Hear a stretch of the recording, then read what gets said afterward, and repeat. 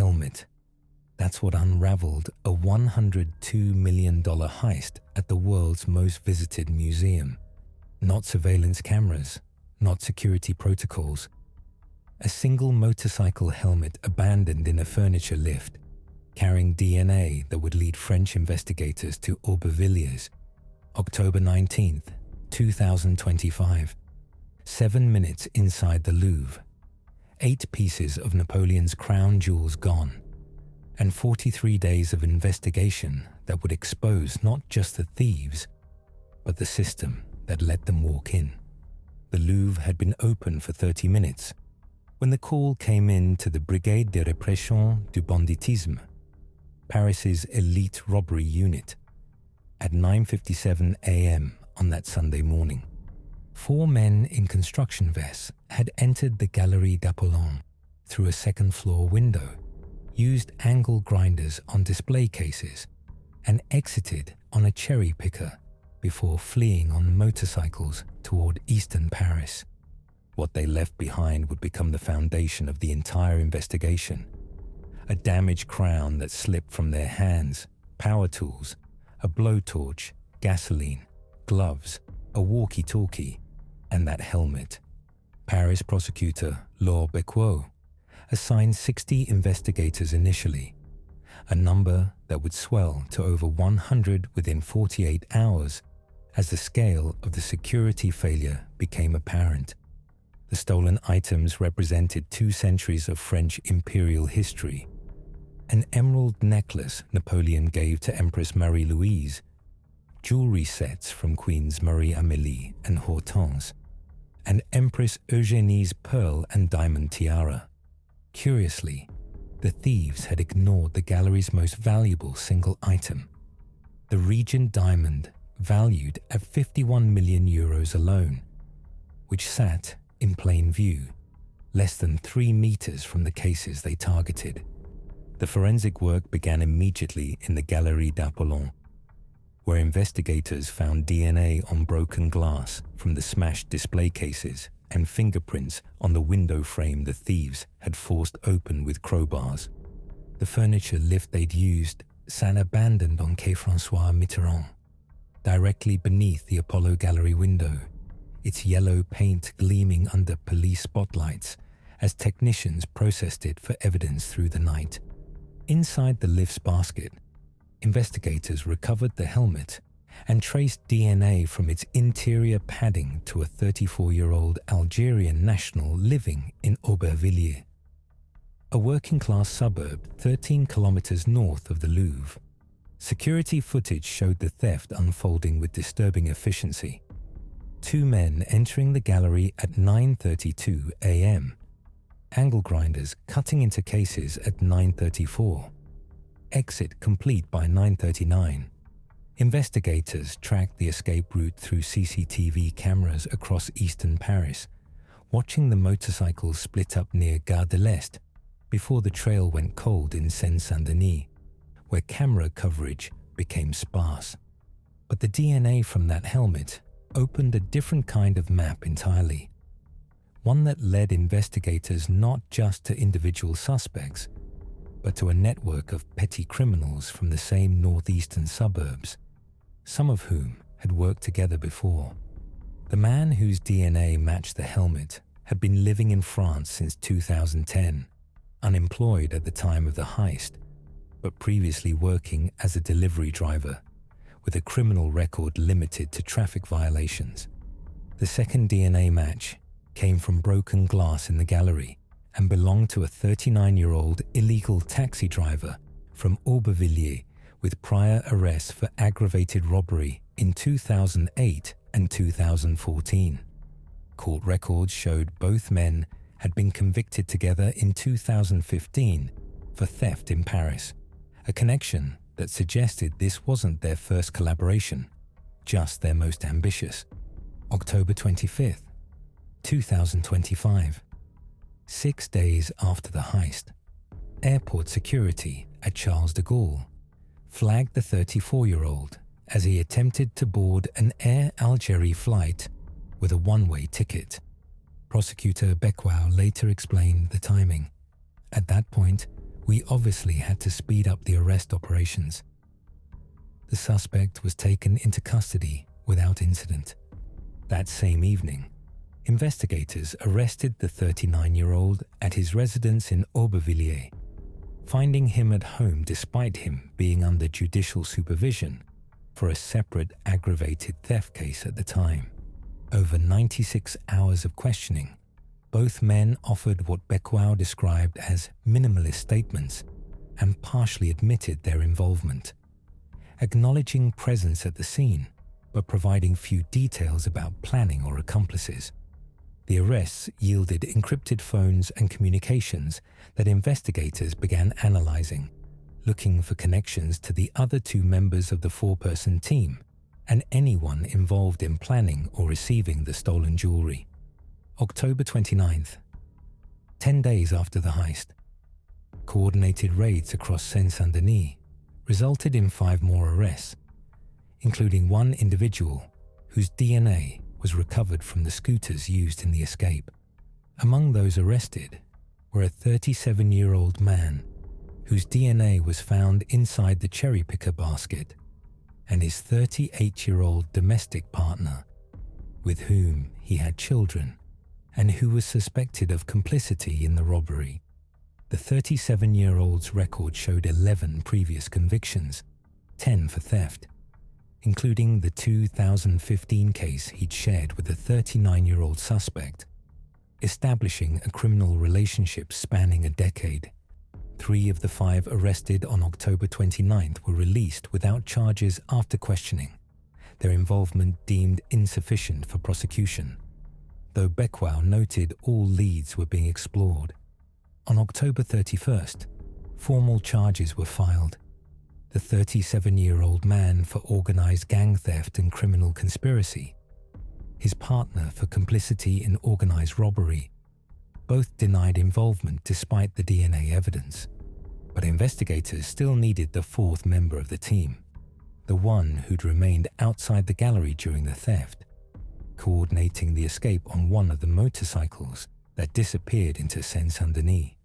November 25th, 4 more arrests.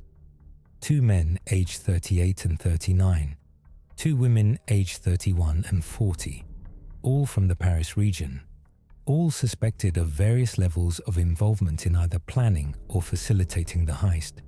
One of the November 25th arrests would prove critical.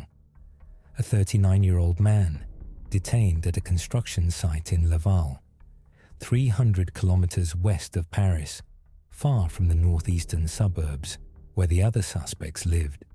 His criminal record showed 6 previous convictions, including pimping, driving without a license, and receiving stolen goods, and investigators believed he was the 4th and final member of the team that entered the Louvre. November 28, 2025. Prosecutor Becquau announced formal charges against the 39-year-old for organized gang robbery and criminal conspiracy, meaning all 4 members of the team were now in custody. But charging the 4 who entered the museum was only the beginning, because investigations into their encrypted communications revealed a broader network of individuals who may have helped plan the heist, provided logistics, or agreed to fence the stolen jewelry. Seine-Saint-Denis, the département north of Paris, where most suspects lived, has long been associated with high unemployment, inadequate public services, and organized crime networks that recruit from communities with limited economic opportunities. 3 of the 4 primary suspects lived in Aubervilliers specifically, a commune of 88,000 people where the unemployment rate runs nearly double the national average and where police presence has historically been stretched thin. The 34-year-old caught at the airport had been unemployed at the time of the heist, despite having worked as a delivery driver. The 39-year-old operated as an illegal taxi driver, suggesting men operating at the economic margins. The 37-year-old arrested with DNA from the cherry picker had children with his 38-year-old partner, who was charged with complicity, meaning the investigation would leave at least one family with both parents facing prosecution and potential incarceration. Yet the arrests also raised uncomfortable questions about institutional responsibility, because while investigators pursued individuals who committed the crime, a parallel inquiry was examining how the Louvre's security systems failed so completely. The post-heist audit revealed that only 39% of the Louvre's rooms were monitored by security cameras, and in the Galerie d'Apollon, where the crown jewels were displayed, cameras were facing the wrong direction entirely. A 2014 audit by France's National Cybersecurity Agency had warned about trivial passwords and outdated software, warnings that led to recommendations that were, as of October 19th, only beginning to be implemented. Multiple sources reported that the password to access the Louvre's surveillance system was simply Louvre, a detail so absurd it became symbolic of the institutional complacency that enabled the theft. Labor unions had been warning for years about security staff reductions, even as museum attendance soared past 8 million visitors annually, double the 4 million the facility was designed to accommodate when the glass pyramid opened in 1989. Museum director Laurence Descartes appeared before the Senate Committee on Culture on October 22nd, 3 days after the heist, acknowledging a terrible failure and offering her resignation, which the Ministry of Culture declined. Culture Minister Rachida Dati released findings from the General Inspectorate of Cultural Affairs describing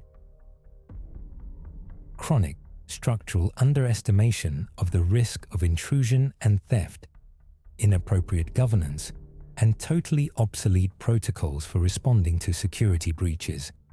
The minister announced that anti-intrusion and anti-vehicle devices would be installed on public roadways near the museum before year's end, addressing the fact that the thieves had simply parked their furniture lift on Quai François Mitterrand without obstruction.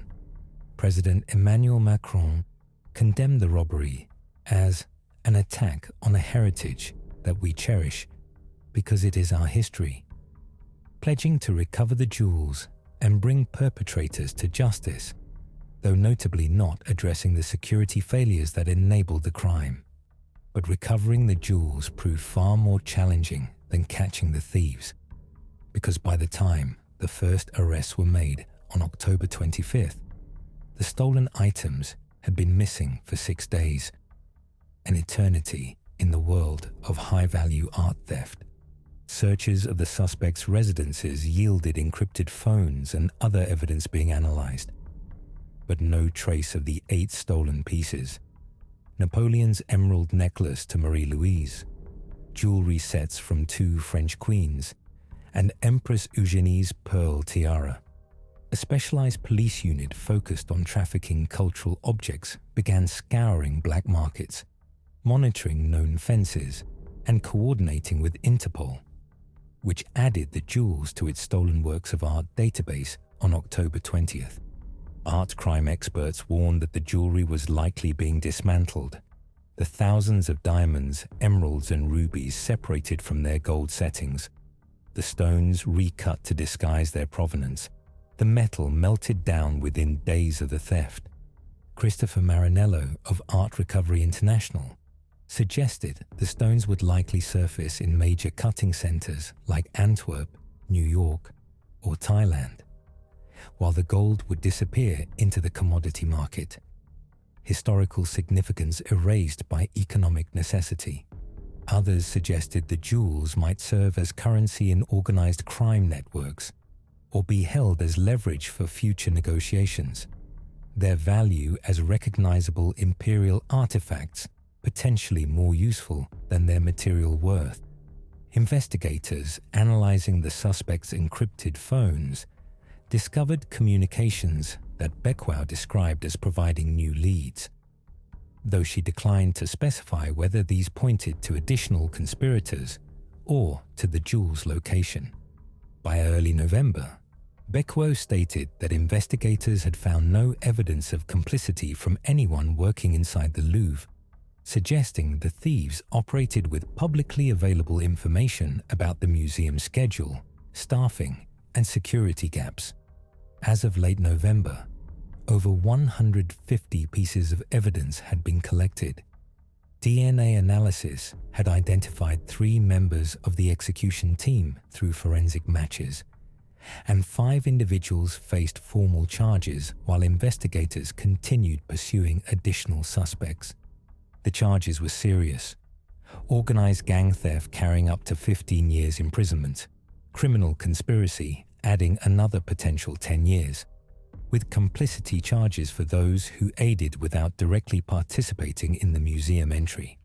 3 of the 4 primary suspects remained in pre-trial detention, denying involvement despite DNA evidence linking them to the scene, while the 38-year-old woman, suspected of complicity, was released on bail, given her role as primary caregiver for her children.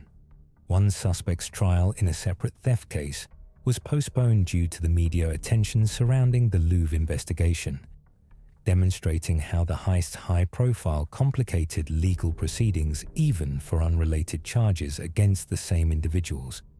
43 days after 4 men walked into the Louvre through a second-floor window, the investigation had exposed 2 parallel failures: individual criminals who chose to steal France's heritage, and institutional systems that made it remarkably easy to do so.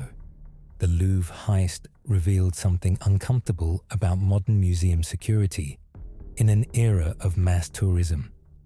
Institutions designed to preserve culture for millions of visitors each year struggle to protect those same collections from determined criminals, exploiting the tension between access and protection. The Louvre theft followed a pattern seen at Dresden's Green Vault in 2019 and at multiple French museums in recent years. Quick strikes during operating hours targeting jewelry that could be dismantled, using industrial tools that overwhelmed display case security in minutes. By late November, the Louvre had begun implementing emergency security measures. Remaining crown jewels transferred to the Bank of France, anti-vehicle barriers being installed, additional police presence authorized, and surveillance systems being upgraded with an €800 million modernization plan accelerated. But as December began, the 8 stolen pieces remained missing despite over 100 investigators working the case, specialized units monitoring black markets, and Interpol coordination across multiple countries, leading prosecutor Becquot to make a direct appeal to anyone with knowledge of the jewel's location. A helmet left in a cherry picker basket. That's what gave investigators their first break. But 43 days later, with 5 people charged and 4 members of the execution team in custody, the $102 million in French imperial jewels are still gone, the thieves caught, the jewels vanished, and a question that remains unanswered: what matters more, catching the criminals or recovering what they stole? And that's where we'll leave it. Thanks for listening and diving into this incredible story.